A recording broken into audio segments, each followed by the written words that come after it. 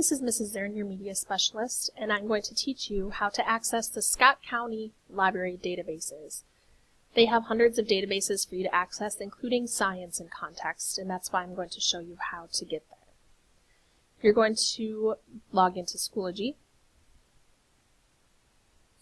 and once you're under Courses, you're going to go to Homes or Tomes Media and Technology Resources.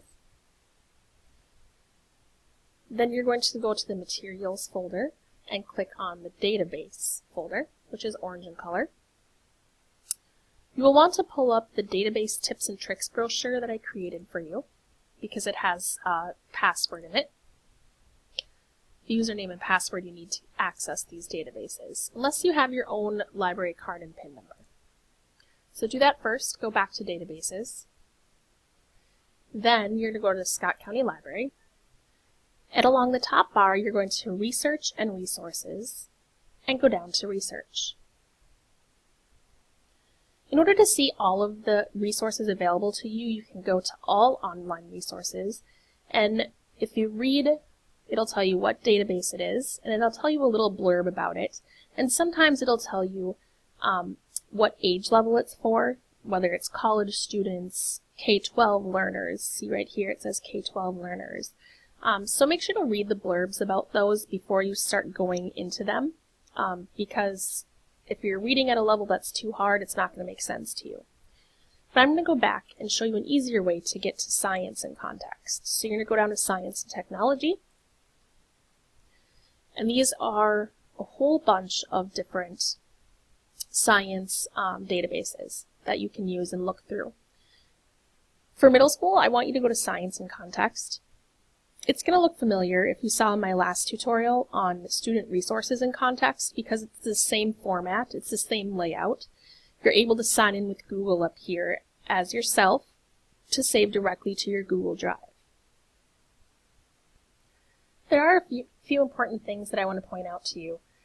First of all, databases are up to date with content. They update their content each day.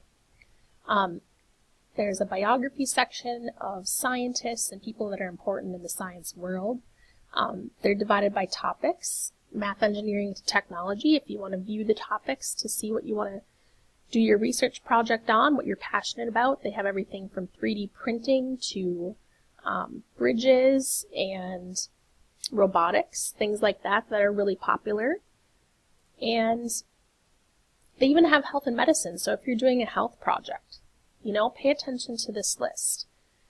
Look at what you know a little bit about, what you're passionate about. Maybe someone you know has a disease or a disorder that you want to talk about and teach other people about when presenting to your class.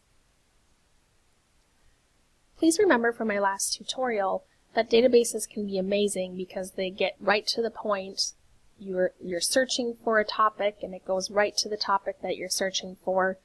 You don't have to filter through a lot of unreliable sources. And Science and Context does the same things as Student Resources and Context that we learned about before.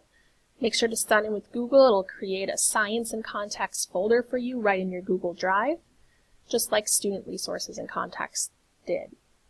If you have any further questions, please refer back to your brochure, send me a Schoology message, come and see me in the Media Center. These are great tools that I really want you to start using.